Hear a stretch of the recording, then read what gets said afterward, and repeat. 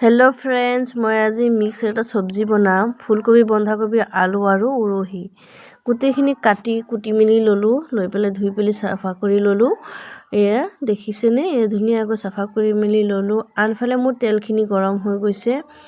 ताते মই এতিয়া पाँचफोरन অলপ দি দিম। पाँचफोरन एया দি दिसु देखिसे। पाँचफोरन दियार पिছত মই कुटी लोৱা पियाजखिनि गोटेखिनि দি দিম। एया दिसे गैसটো बढ़ाई दिसिलु कारण एके धुआ ओলাই গৈছে। एफाले मोर पियाजखिनि दिया হৈ গ'ল। ताते মই নহৰু আৰু আদা পিছা অলপ দি দিছো। এই চাক ধুনিয়াকৈ ভাজি লম। ভাজা হৈ গৈছে এয়া। আৰু এফালে মই এতিয়া দি দিম অলপ হালধি গুড়ি আৰু অলপ জিৰা গুড়ি দি দিছো। এই চাক তাত মই শুকান জলকীয়া গুড়ি দিয়া নাই, সোৱাদ পৰিমাণে নিমখ দিছো। শুকান জলকীয়া গুড়িৰ বদলি মই কি দিম, কেঁচা জলকীয়া এইখিনি গোটেইখিনি দি দুটা চিটি মাৰাই দিম।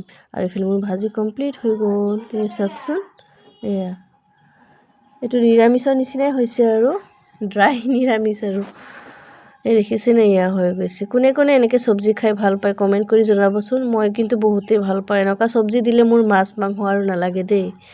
এই গৰম গৰম ভাতৰ লগত সবজি ল'ব, আচাৰ অলপ লৈ ল'ব, বহুত টেষ্টি লাগে, ভাল লাগে খাই। আপোনালোকে ভাল পায়নে বাৰু কমেন্ট কৰিবচোন। এইফালে মোৰ এই চাকচোন আঞ্জাখন কমপ্লিট হৈয়ে গ'ল। কেনে লাগিছে আপোনালোকে জনাব। এতিয়া মই ভাবিলোঁ যে গৰম থাকিবৰ কাৰণে মই হটকেছত লৈ ল'লো। চাওক ভাজিখিনি গৰম থাকিলে ভাল লাগে, ঠাণ্ডা দিন যিহেতু সেইকাৰণে হটকেছতে লৈ লওঁ। ঠিক আছে, আজি লৈছোঁ, বাই বাই।